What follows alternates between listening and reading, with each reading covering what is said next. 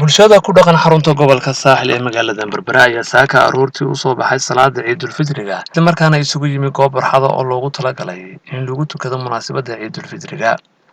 waxaana kala soo qayb galay maamulka gobolka iyo mas'uuliyiinta degmada intii aan salaada la gelin fagaaraha waxaa kala hadlay bulshada xogayaha fulinta dowladda hoose Cabdikariim Maadan Cadde iyo gudoomiyaha gobolka saaxil waxayna sheegeen in madaxweyne Axmed Maxamed Maxamuud Siilaanyo ay uga wadaan dhambaal fariin ah oo uu soo diray shacabka ku dhaqan magaalada Berbera waxaana ka mid ah hadaladoodii walaalayaal halka waxaan iiga soo gudbinayaa salaam aan iiga sido madaxweynaha jamhuuriyadda Soomaaliland oo imaaraadka ku maqan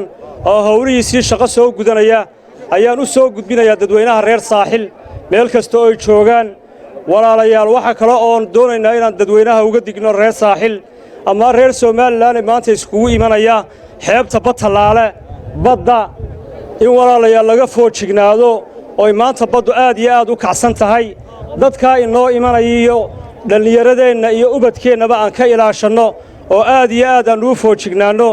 ayaan aad iyo aad iniga codsanayaa dhammaan dadweynaha reer Berbera reer saaxil iyo reer Soomaaliland waxaan leeyahay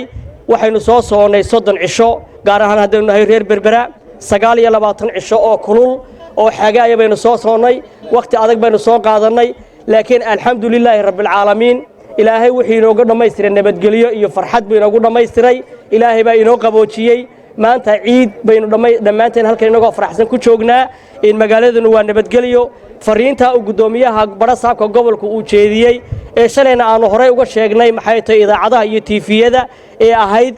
reer saaxil reer Berbera iyo dhammaan reer Soomaaliland dhalinyaradoodu inay ka taxadiraan bad dadweynahan kumanaanka gaadhaya ee ciidan ayaad wajiyadooda ka dheehanaysay farxad isla markaana waxay isku salaamayeen ciid mubaarak kulli caam wa antum bikhayr iyo kuwa kale badan dhanka kalena waxa saaka si ballaaran loogu soo baxay salaada Ciidul Fitriga degmada Sheekh oo ka mid ah degmooyinka ugu weyn gobolkan saaxil mas'uuliyiinta degmada oo halkaasi hadal looga soo jeediyay bulshada isugu jira duca iyo salaam kadib waxaan mikrofoonka la dhex qaaday dadweynaha ciidan ee ku tukanayay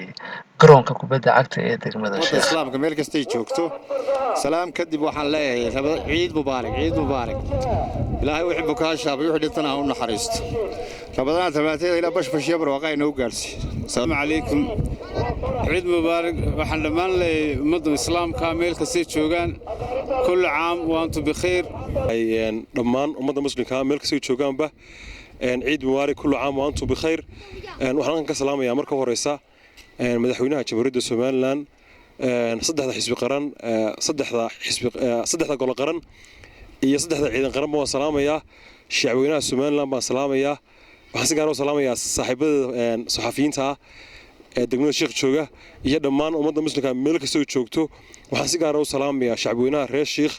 oo maalinkan maanta ciidii Ramadaan si khayr qabto waxaan ka salaamayaa dhammaan dadweynaha muslimiinta meel kasta ay joogaan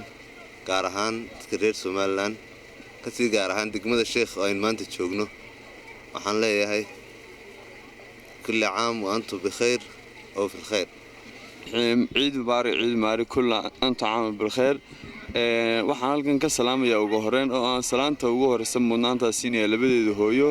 waxa kale oo aan salaanta labaad siinaya oorideeda iyo familygayga iyo asxaabteeda inta muuqiga magacayga taqaana waxaan leeyahay ciid mubaarak ummadda dhammaan islaamka ee adduunyada daafeedooda joogta Cabdirashiid Mubaarak Cabdirashiid Suul telefishanka caalamiga ee Kalsan magaalada Berbera